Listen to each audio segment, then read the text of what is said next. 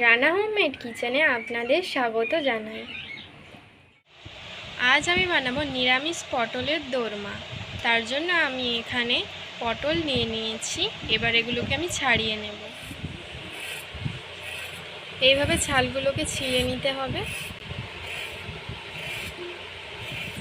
এবার এপাশের মুখটা আমি কেটে দেব, আর ওপাশের মুখটা আমি কাটবো না। দেখুন আমি এভাবে কেটে নিয়েছি। এবার এইভাবে আমি সবগুলো কেটে নেব। যারা যারা আমার চ্যানেলটিকে আগে থেকেই সাবস্ক্রাইব করেছেন তাদেরকে অসংখ্য ধন্যবাদ। আর যারা যারা সাবস্ক্রাইব করেননি তারা জলদি সাবস্ক্রাইব করে দিন, যাতে নতুন নতুন রান্নার ভিডিও আপনারা দেখতে পারেন। সবগুলো পটল আমি ছাড়িয়ে নিয়েছি। এবার ওর মধ্যে থেকে ভেতরের বীজগুলোকে আমি বের করে নেব।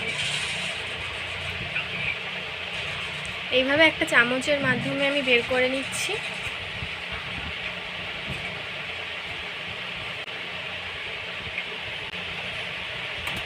দেখুন পুরোটা আমি বের করে নিয়েছি। এবার সব পটলের আমি বীজগুলোকে এভাবে বের করে নেব। দেখুন সবগুলো পটল আমি এইভাবে ছাড়িয়ে নিয়েছি, আর এপাশে বীজটা রেখে দিয়েছি। তাহলে দেখে নিন আমি পটলের দোরমা কিভাবে রান্না করি। এবার পটলগুলোর মধ্যে নুন মাখিয়ে নেব।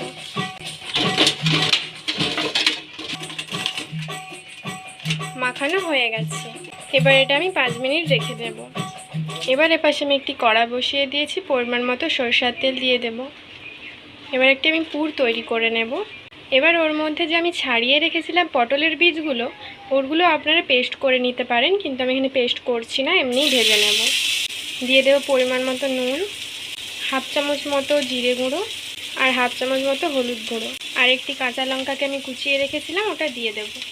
আর দিয়ে দেব অল্প পরিমাণে স্বাদ মতো চিনি দিয়ে এবার হালকা ভেজে নেব।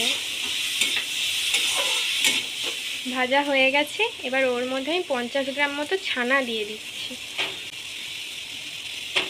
দিয়ে আরেকটু ভালো করে ভেজে নেব। হালকা ভেজে নিয়েছি। এবার অল্প একটু জল দিয়ে দেব, তো করে নিতে হবে। এবার একটু ঢাকা দিয়ে দেব।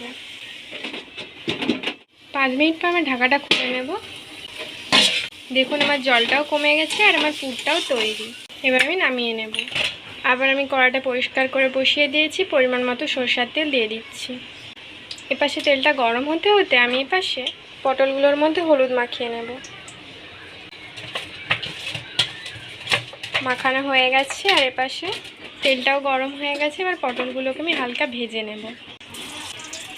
এবার এইভাবে উল্টে পাল্টে আমি পটলগুলোকে হালকা লাল করে ভেজে নেব। সবগুলো আমি পটলগুলো দিয়ে দেব।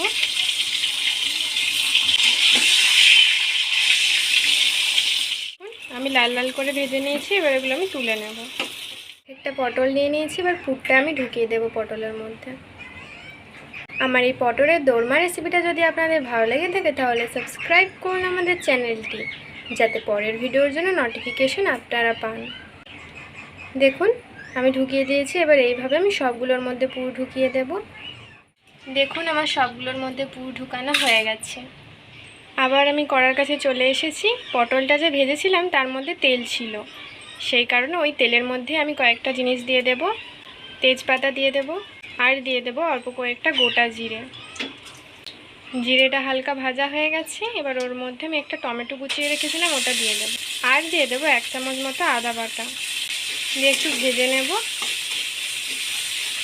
এবার এর মধ্যে আমি পরিমাণ মতো নুন দিয়ে দিলাম, আর দিয়ে দেবো 1 চামচ হলুদ গুঁড়ো, 1 চামচ জিরে গুঁড়ো, আর দিয়ে দেবো হাফ চামচ মতো লঙ্কার গুঁড়ো, আর দিয়ে দেবো হাফ চামচ মতো ধনে গুঁড়ো। অল্প একটু জল দিয়ে মশলাটাকে কষিয়ে নেব। এই রেসিপিটা সম্পূর্ণ নিরামিষ। আপনারা যদি আমিষ খেতে চান তাহলে সেখানে পেঁয়াজ ব্যবহার করতে পারেন, কিন্তু যেহেতু আমি নিরামিষ করছি সেই কারণে আমি ব্যবহার করিনি। এবার ওর মধ্যে একটা মশলা দিয়ে দেবো। এর মধ্যে আছে অল্প পরিমাণে পোস্ত আর কয়েকটা কাজু বাদামকে আমি পেস্ট করে নিয়েছি। অল্প পরিমাণে জল দিয়ে দেব। এবার মশলাটাকে ভালো করে কষিয়ে নেব। মশলাটা ভালো করে কষানো হয়ে গেছে। এবার আমি জল দিয়ে দেব। পটলটা যেহেতু সেদ্ধ হবে সেই পরিমাণে আমি জলটা দিয়ে দিয়েছি। দেখুন ঝোলটা ফুটে উঠেছে। এবার পটলগুলো দিয়ে দেব। এই রেসিপিটা আপনার বাড়িতে অবশ্যই ট্রাই করবেন আর খেয়ে কমেন্টে জানাবেন কেমন লাগলো। এবার ওর মধ্যে স্বাদ মতো চিনি দিয়ে দিলাম। এবার গরম মশলা দিয়ে দেব। দেখুন আমার জলটাও কমে গেছে আর আমার পটলের দোরমা তৈরি। এবার আমি নামিয়ে নেব।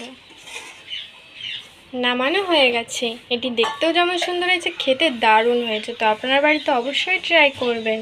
তো ভালো থাকবেন, সুস্থ থাকবেন, টাটা।